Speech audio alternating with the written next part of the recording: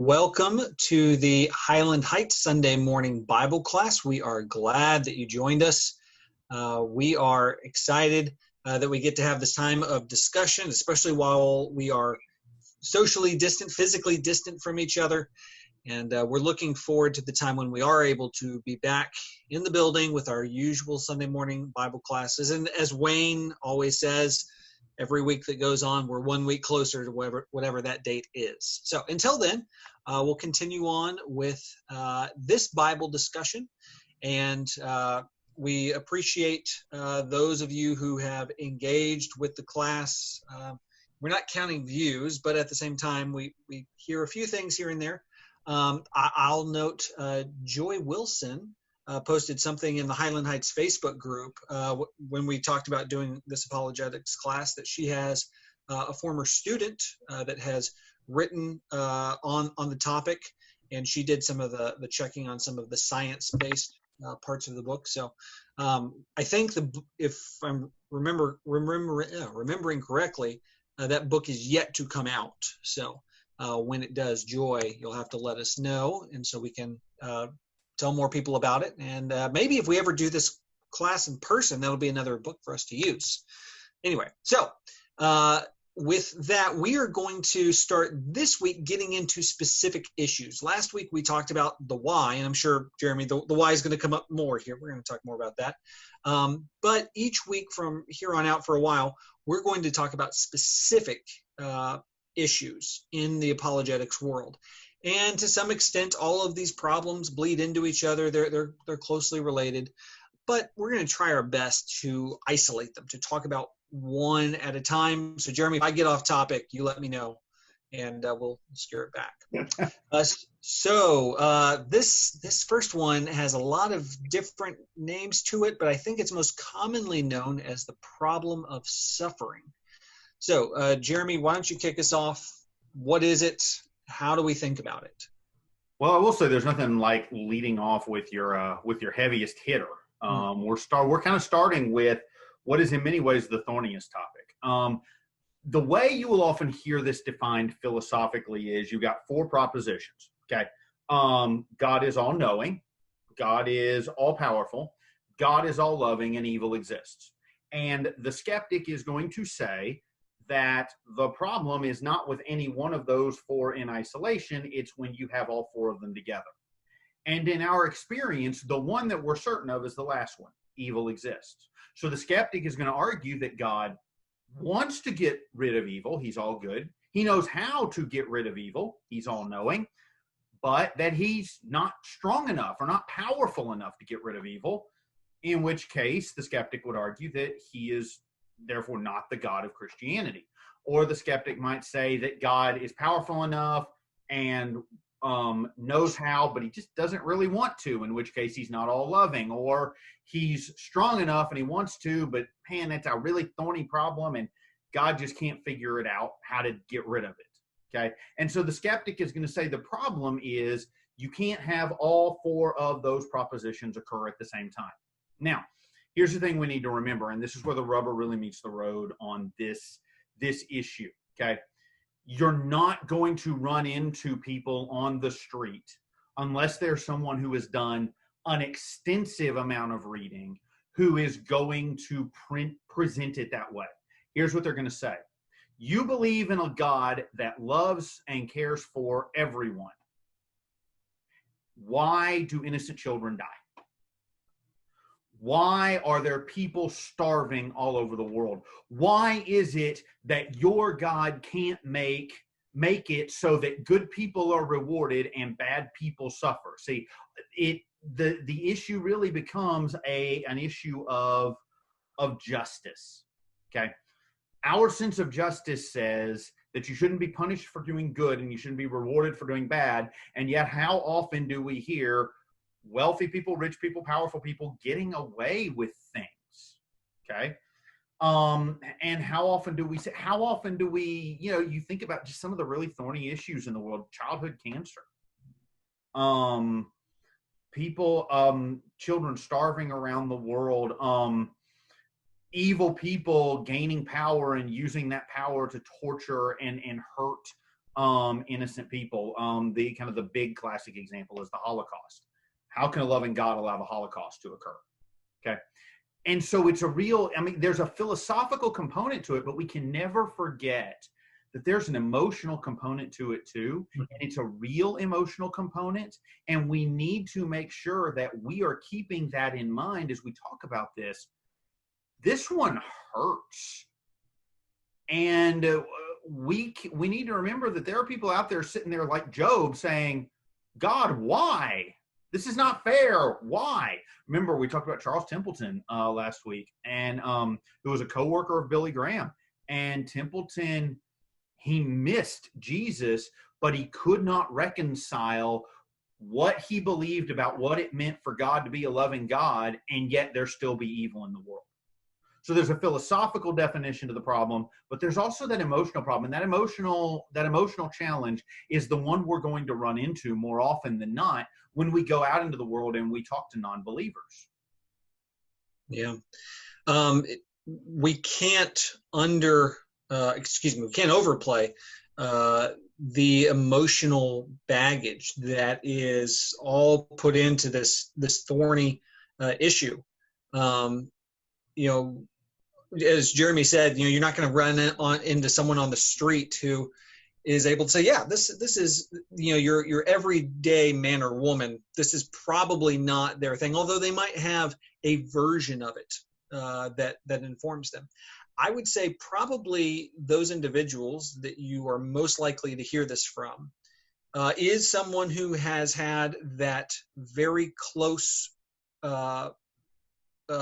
encounter with evil. I hope that we are watching this Bible class in adult company. Spoiler for what I'm about to say. I've heard this from women who have been raped. I have heard this from people who grew up in the faith and knew a whole lot about their faith, and then just got bombarded with the issues of the world. So it's kind of a coming of age problem that people deal with. That for so much of their lives, when they were young, they just were unaware of the evils of the world.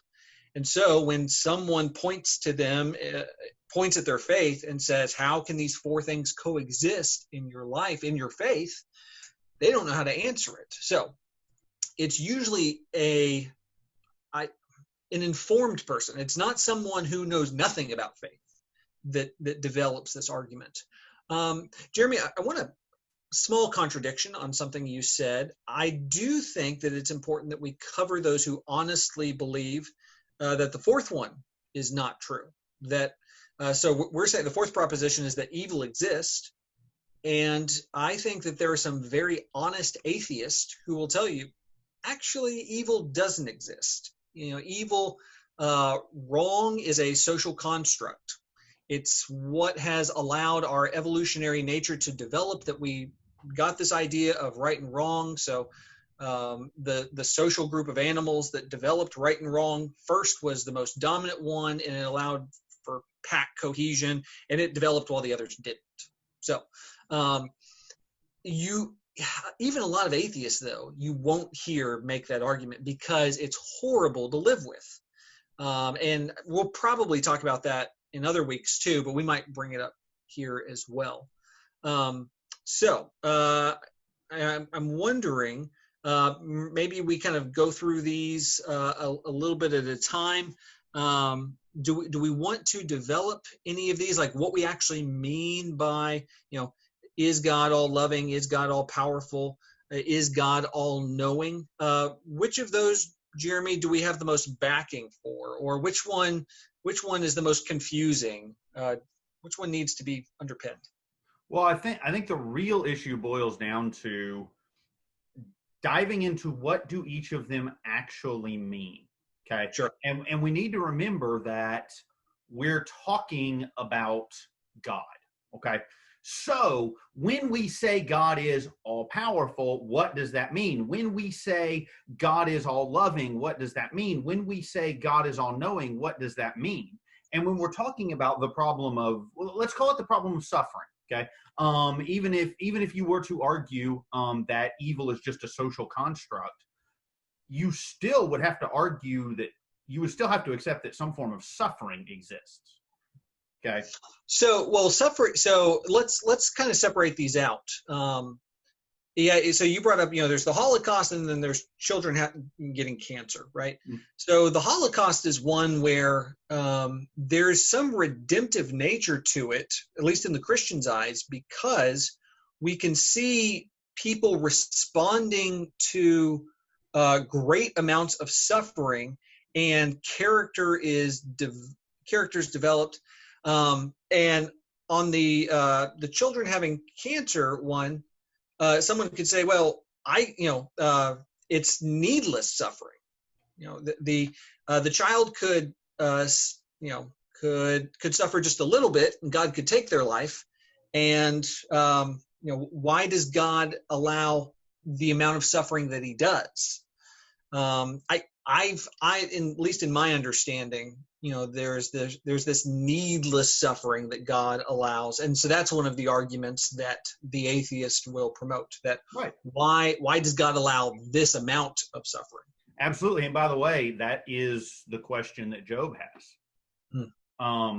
Job, you go read the book of Job. Okay, one, we need to do away with this idea of Job just kind of as the patient, suffering penitent sitting on his pile of refuse and meditating on no. Job had words for God, okay? And Job's words for God center around the idea that Job is going, okay, look, I'm a sinner and I recognize that, but I have not sinned this much. Okay, and I may deserve some punishment for my sin, Job is saying, but not this much. Okay. And the issue really comes down to, see, with this problem, what we're dealing with again is it offends our sense of justice. And we're sitting here going, I know I couldn't figure out a way to make all this work out, but God ought to be able to, because God is all knowing and God is all loving and God is all powerful. And this offends my sense of justice. And doesn't God care? What do we mean by care? And that's the key question, is to keep things in a perspective. And it's a hard perspective for us to remember, because we are temporal beings. We are not infinite beings. We are not looking at this from the perspective of infinity. We are not looking at it from the perspective of God. So could God make a world, well, for example, could God make a world where there was no evil and suffering and we would love Him? No. Well, He could, but it wouldn't be it would be a different kind of love, right? Okay, So, exactly. So God can make love. It wouldn't be the love that is presented in the Bible. Sure. Yeah. Because the love that's presented in the Bible is a choice. And if you have the ability to choose, you have the ability to not choose. So, Jeremy, flesh out how that ties into the bigger argument. Free will, so I think everyone who's watching this is aware. Okay, I know what free will is. I'm making choices, and God gave it to us, so we know that we're not robots. But how does that tie that in for the rest? Well, the way it ties in is, okay, God does not create evil. Now, let's not go too far. God. Wait a minute. Sorry. Okay, I know I keep stopping you. No. When you say God doesn't create evil, the very existence of God, it's like matter and antimatter, right? Which is even a bad example. But for God to be defined, if God is good, that means that the antithesis, the opposite of God, is evil. So it's not that God created evil, but His very existence, which He was not, He is the uncreated. The very existence of God implies that there is something that is not. Well, I would say evil is not the antithesis of God, it's the absence of God. Sure. Because an antithesis implies an equality, and there's not an equality there. We're not dualistic, we're not Zoroastrians here, okay? Yeah, but it's the absence of God, or choosing to do something that is contrary to our nature, which is to be in the image of God. Okay. And so could God create, it's to tie it back into our 4 points. If God is all loving, he wants us to love him. The way that love is presented in the Bible is it is a choice. That's what agape love truly is. Well, God could not create us with the ability to love him in the biblical sense if we didn't have the ability to choose to not love God, which then becomes evil or suffering. And that is where suffering and evil comes from, is our choice to turn our backs on God. So did God create evil as a purposeful act? No. Did God create the potential for evil? Well, when he gave us the ability to choose, but when you consider it from an eternal perspective, he couldn't not give us that ability, because to deny us the ability to choose to rebel, he would deny us the ability to choose him. So if an atheist were to argue against that, perhaps one of the things that they might say, and people can make whatever arguments they want, right? So, but the argument they might make is, well, why didn't God make that, the world that you're saying he didn't make, where we didn't have to choose, because that would have ended up with everyone being fine. No one has to go to hell. There's the absence of hell if there's no choice. So there has to, and this kind of gets into, why did God create anyone in the first place? The existence of love, being the very character of God, God desires community with us. God desires community with all creation. But in order for that community to exist in any way, he has to give us free will. So the option is either non-existence or the choice of love. For anyone who's interested in a more narrative version of this, I would recommend looking up Soren Kierkegaard's it's either The King and the Maiden or The Prince and the Maiden. And basically the entirety of the story that Kierkegaard tells is a king falls in love with a maiden, and he thinks to himself, he's like, well, I could make her queen, but I would never know if she actually wanted to be the queen, if she was actually in love with me, even though I made her that. I could present myself in all of my majesty, in which case she would have to accept, because, I would overpower her with my awesomeness of being the king. But I would never know if she really loved me. And then kind of the end of the story is he says, wait a second, what if I just gave up being the king? And I become a lowly man like her, and I'll present myself to her. And if she says yes, then that is true love. So kind of the idea of, in order for the relationship to be real, there has to be a level of equality. Spoiler alert, that's Jesus. We're going to talk more about that later. So anyway, free will, and okay, go ahead. Well, and you're right that God couldn't create us any other way. It's a logical inconsistency. Could God create living beings that have no choice? Yes, they're around us every day. Some of them live in our houses. There are pets, and there are food, and there's the animal kingdom. Okay, they don't really have a choice. Yeah. But they're also denied some of the beautiful benefits that we get. See, think about it. If we couldn't love God, could we love others? No. And the scripture is clear about that. Yes. It is because God has shown his love to us that we know how to love each other. Can you say that you hate your brother and yet say that you love God? No, you've shown that you don't understand what that love is. So it's that lack, knowledge comes from love. Yep. And the other thing we need to remember, and a skeptic might come back with, okay, maybe I'll accept that. But that doesn't explain why people die in random events. That doesn't explain why people die of disease. That doesn't explain why people die, why innocent people suffer from weather disasters and things like that. Well, we need to remember the impact of sin. And let's remember here, sin is the choice to turn our backs on God.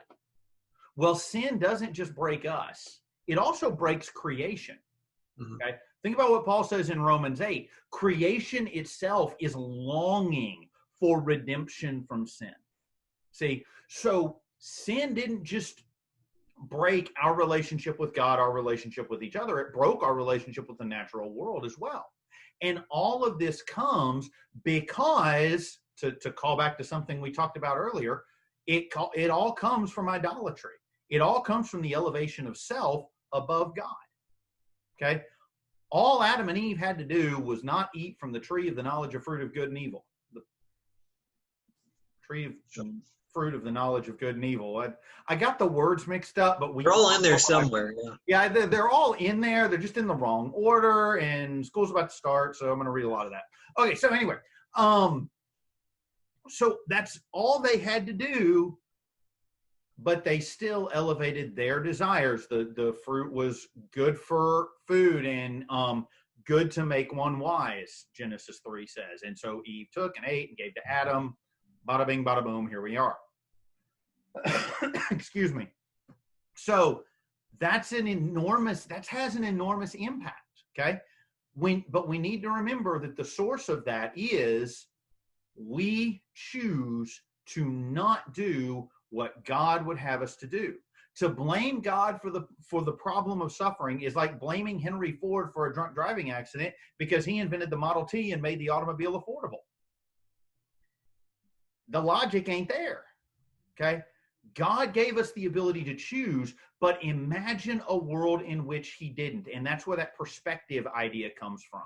We're sitting here saying, God, I can't imagine how this could be any worse. And God says, I can, because I'm an eternal God. So let me introduce an argument of the atheist, which I think you're kind of leading towards, because it's usually around this point where this idea is introduced. And for anyone who's looking to do more research on this, this is traditionally called the Irenaeus, Irenaeus, thank you. Yeah. Not Iranian, Irenaeus, there we go. The Irenaeus Theodicy, which the basic argument here is that we live in the best of all possible worlds. And because of that, one thing that we derive from that is we can't imagine all of the good that might result from the suffering that takes place in this world. We have very limited imaginations. I apologize, but I have to insert this here. My wife will often say, Michael, I can't imagine that. And I'll respond to her with, well, Sarah, that's what imaginations are for. You're supposed to imagine what's going on. Like, try your best. Anyway, no, so my wife is right here. We can't imagine all, the exact right way that the world should be. But God doesn't just have to imagine it. God knows it. So God is able to see all possible worlds. He's able to know, Robert Frost's two roads diverged in a yellow wood. God knows all of the forks of this yellow wood. He knows where all of them go and all of the decisions that we make in our life. And because of that, God obviously has a higher understanding of the world that we live in. So, anyways, I've kind of gone a little too far there. But the atheist will say here, I can't imagine a world where a child having cancer, not for a minute, not for a day, not for a year, but for multiple, basically stretch it out however long you want to. The atheist will say, I can't imagine a world where this suffering produces anything that is of value and anything worthy of redemption. So we're using that redemption word here, not in the Christian sense of it, although we can mean it that way, but even the atheist can use the redemption word by saying that this amount of suffering that we experience in the world cannot be redeemed. There's not a reason for it. I know I've gone a little bit into it, but Jeremy, what's some more that we can think about here? Well, a couple of things. Again, to keep that idea of perspective in our minds. Perspective for whom? Yeah. I think whom was the right word there. Whose perspective here are we talking about? I can't imagine a world where this suffering can end in anything good. Well, to be frank, that's a somewhat arrogant statement. Job looks at it, to go back to Job looks at his friends and, and his friends are purporting to say, Job, this is how the world works. Okay. Job had his trials. He lost everything and he's sitting out on the ash heap, and his friends come up, and to be fair, his friends sit with him for a week in mourning. Okay. And had it stopped on Saturday, they probably would not be known as lousy friends today, but they just couldn't do it.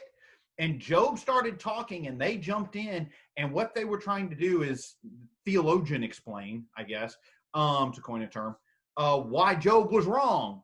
And they're trying to tell Job, these are the things you did wrong. And they get by the end of the book, they're getting pretty vicious and mean.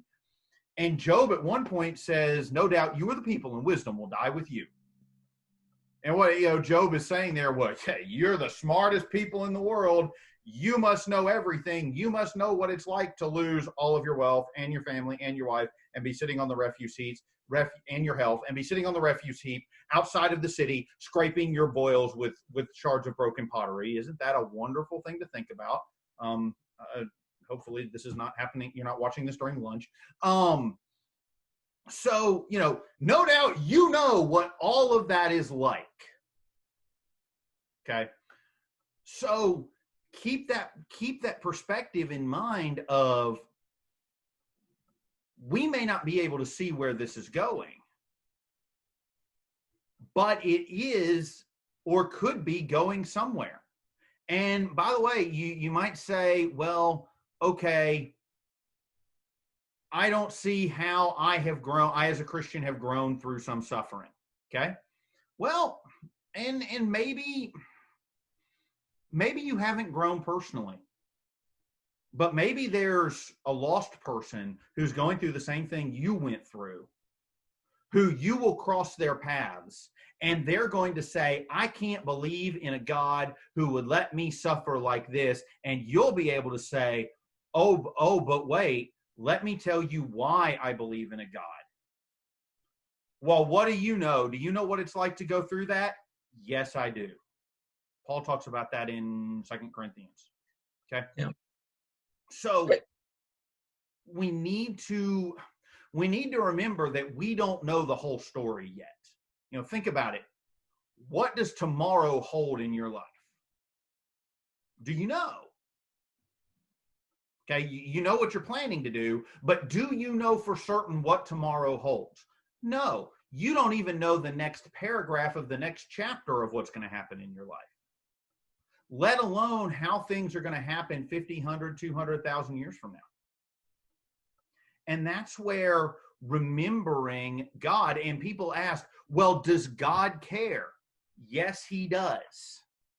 Yes, he does. Well, how can God stand to let his creation suffer? I mean, does God not know what I'm going through? Yes, he does.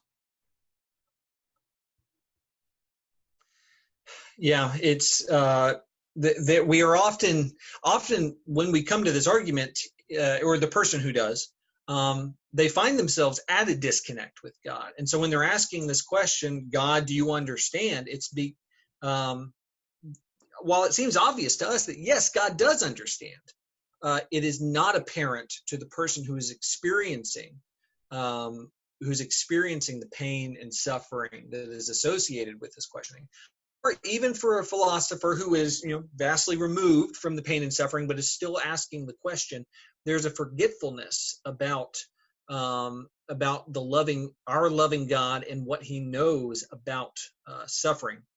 Let's go ahead, and there's one more piece of this that I think we should cover.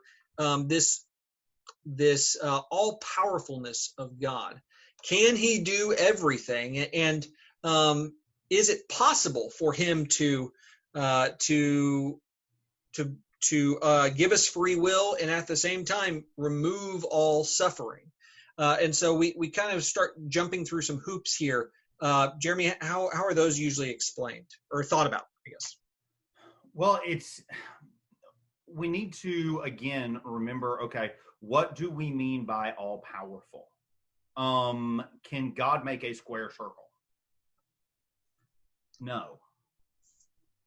Yeah, exactly. And I know there people, you may be sitting at home watching, wait. Did you just say God can't do something? How can you say God can't do things? The Bible doesn't say there are things that God can't do. Well, actually, the Bible says God can't lie. So, there's a can't. But God can't make a logical circle, God can make logical circles all day long. He can't make a square circle, because a square is a four-sided figure, or is a figure with four equal sides and four equal angles. That's the definition of a square. A circle is a figure that is all points equidistant from one central point. You should be a math teacher. No, I should not. Oh. I have just exhausted my knowledge of geometry, okay? And if any of my math coworkers are watching, I apologize, but I've exhausted what I know of math. If any of my high school math teachers are watching, I apologize, but I remembered that. So there you go. Anyway, a square can't be a circle, and a circle can't be a square. The definitions exclude one another. It's a logical inconsistency, okay? So when we say God is all powerful, what we're not thinking about that old question of, well, can God make a rock so big God can't lift it? Okay, and you see kind of the horns of a dilemma there that you're on if you go with the traditional definition of God can do anything. Okay, but when you're talking about the power of God, we're talking about a God who can create the universe, a God who is infinite. Okay, a God who is a God of order. God is not going to create something that is logically inconsistent, because that's contrary to his nature. Okay. And it can't exist. So like we've been saying, that idea of, could God create a humanity that can love him and not have the ability to turn our back on him and therefore cause suffering? No. Because that's like a square circle. It's a logical inconsistency, and it can't happen. Okay. So we need to remember that we're not talking about the power of God like God is, like a video game character that just keeps powering up. Every time you go up, the character powers up and you can never catch up.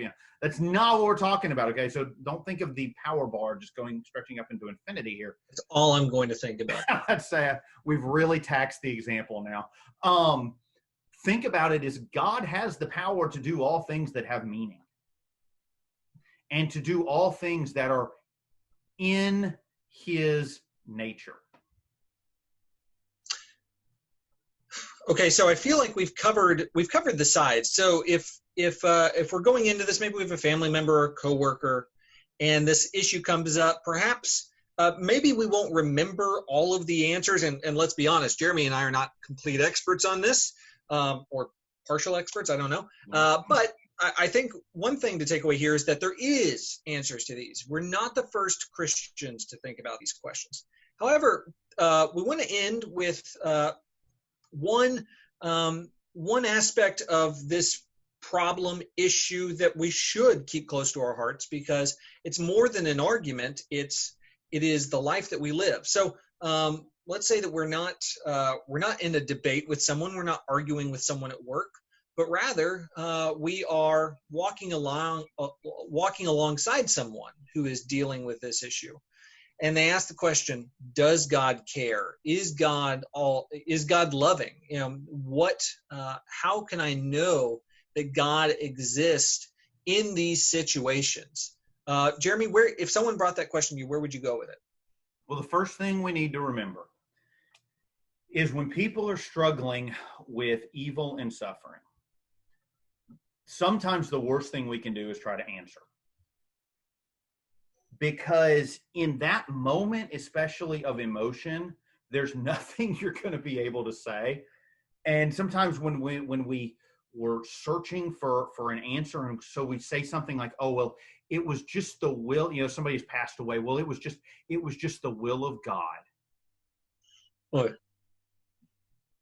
Oh, just don't say that. Okay, if that's the only thing that pops into your head to say, don't say it. Okay, just sometimes the best thing that we can say in that situation is nothing.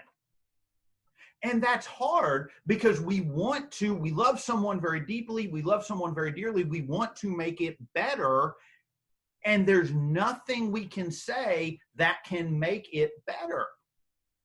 But sometimes the best thing we can do to make it better is to be there. Okay, and you think the classic example of the sufferer in the Bible is Job. Okay, there were other people that suffered in the Bible, but Job's kind of the classic example because Job is dealing with this issue. And when Job gets his response, and I hesitate to use the word answer, because as far as we know, Job never finds out why he lost all his stuff. As far as we know, God never explains the cosmic wager that's detailed in Job chapter 1. Okay. God never pulls Job aside and says, okay, let me tell you about what Satan and I've been doing. Okay. Job responds when God comes down and says, I'm here. I've got it. See, we can learn a lot from God, which is, again, an understatement of the year. We can learn a lot from God. God never says, here is a 5-point boom, boom, boom, boom answer. Here is let's go back to math. Here's a mathematical proof that will answer every objection to the problem of evil and suffering. You know what God does? God takes on the very form of a servant and becomes a man and comes down here and suffers with us. You ever wondered, does God know what it feels like to be betrayed by his friends? Go read what Peter did the night before Jesus was crucified, or what Judas did the night before Jesus was crucified. You ever wondered what it's like to feel so deeply in sorrow that you just weep? John 11:35. See, God doesn't just sit up on his throne and say, here's your 5-point answer. God comes down here, and in the person of Jesus, he divests himself of his glory, he becomes a man, and he lives, and he suffers. He suffers emotional torment, he suffers emotional exhaustion, he suffers physical torment, he suffers death. God came here. And just like, but in an even more infinite way, just like sometimes when someone is struggling, the best thing we can do is just be there and be a presence with them. And then when they start asking about, well, where is God? Maybe we say, he sent me to be here with you. Okay. God came here. It's the presence of God. Think about what the Hebrews writer said. We do not have a high priest who cannot identify with our sufferings. God came here and he walked through it with us. Yeah. That's a great place for us to end, but I'm going to ruin it. I just wanted to point out just 2 other things. I think that is the ultimate showing, demonstration of the love of God. I don't want us to short sell, though, the suffering of the Spirit and of the Father as well. Correct me if I'm wrong, Jeremy, Romans chapter 8, where we're told that the Spirit is able to speak for us when our hearts do not have the words. Oftentimes, my heart is sorrowful, and so the Spirit knows suffering. The Spirit knows what it means to cry, to wail, and to lift up our sorrows to God. And the Spirit is apparently better at that than we are, knows the right thing to say. also, we shouldn't shortchange the Old Testament in terms of God the Father looking on his creation, looking on his people, his bride, and being continually betrayed. We could see that everywhere from the garden to the destruction of the flood to Israel, and I think other than Jesus, most perfectly demonstrated in the book of Hosea, to say this is what is happening to me. So God Himself is a suffering God, and it is because of that suffering is embodied in Jesus. We are several minutes over time. Jeremy, closing thought, just one takeaway for our class today. Well, one takeaway would be what we were just talking about is God is not detached. God is not, an ivory tower God sitting on his throne. Jefferson was wrong. God is not a God of deism. God really does care. Sometimes the way he shows he cares is through the work of the people he's deputized to do his work on earth. And that's us. I'll give one final thought. We didn't talk about it. I brought it up and we didn't really discuss it, so I apologize for this. But the idea of, does evil exist? And I hope that we'll get back to this in future weeks. But I think sometimes it goes to show that for some person that's reasoned themselves, that has used logic to get themselves to the point of saying that evil does not exist, there is emotions and experience are arguments in and of themselves, are evidence of God's character in our world. So I think we will talk more about that later. Jeremy, I thought that this was a rewarding conversation for me. I hope that it was for you and for everyone that was participating in our class today. If there are questions that come up, please leave those in the comments, or send us a personal message on Facebook if you don't want to put it out there publicly, and we can come back to some of these things if needed. Thanks for being a part of our class. We're looking forward to the rest of this series, and we'll see you next Sunday. See you next Sunday.